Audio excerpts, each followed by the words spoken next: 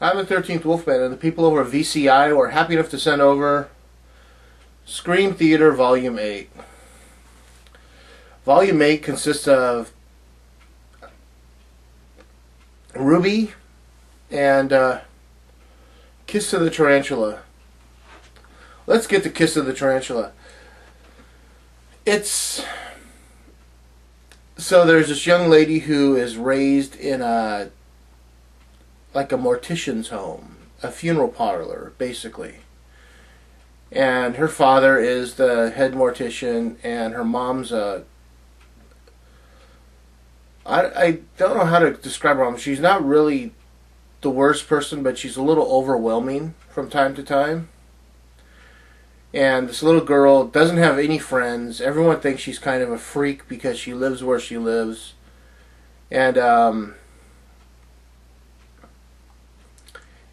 so her friends become the little spiders that she catches and plays with. And her mom thinks that that's a dirty, disgusting habit. And somewhere down the road, her mom winds up dying. So it's just her and her father. And her uncle, who is he's one of the cops in town, basically. He's not like he's the head sheriff, but he's a detective. Creepiest uncle ever. Man, I give him that award. But we fast forward about 10 years, so she's like somewhere between 16 and 18. And people start talking to her, they start asking her out. And they find out that, it's because of they're just playing jokes on her. They're trying to be the dinks of the world that they are. They're really trying to prove it. And she sends her little tarantula friends on bits of revenge for her. Yeah, she could talk to them somehow, I guess. It's not really well explained. It's a fun movie. It doesn't seem... I think the title is a little...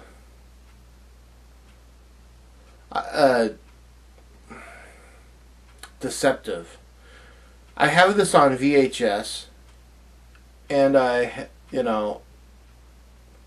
remember when I bought it on VHS, I was like, wow, Kiss of the Tarantula, sounds cool. It was okay. Now, Ruby, on the other hand. Ruby is...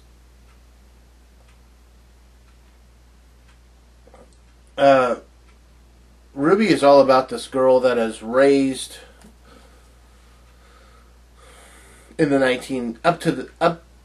let's see, she was born in like 1936, and when we tune in on her in her teen years, it's 1952.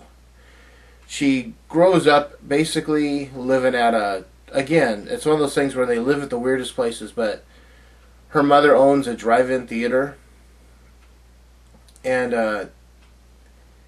so they have like I don't know, like a house or something that's on the property, and that's where she lives. And this was a fun movie to watch because there were so many mistakes. It's 1952. The movie that is showing at the drive-in theater is Attack of the 50-Foot Woman, the 1958 film. Yet it's 1952. I see a 57 Chevy among the cars. Again, it's 1952. They established the date at the beginning of the movie when they say what year it is and how. They're like, it starts in 1936. The woman gets pregnant, and the Ruby's mom gets pregnant. The woman, listen to me. Ruby's mom gets pregnant, and they show up 16 years later because Ruby's now 16, so it's 1952. I can do basic math. There's a scene at the very end of the movie where they're trying to run from whatever's knocking everybody off, and they get in like this 1948 Ford, I think is what it is. And when the car gets wrecked, it turns into like a 1962 Ford. Completely different body style, but obviously someone said, hey, look, we could burn this one up, you know, it's a crap of a shell or something. We'll just paint it the same color. No one will notice. Yeah, okay. 24 frames per second, I noticed. So, I would give Ruby,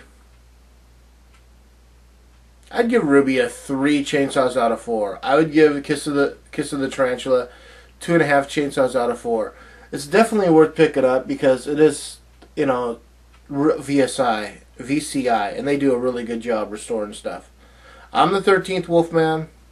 I'm on the prowl.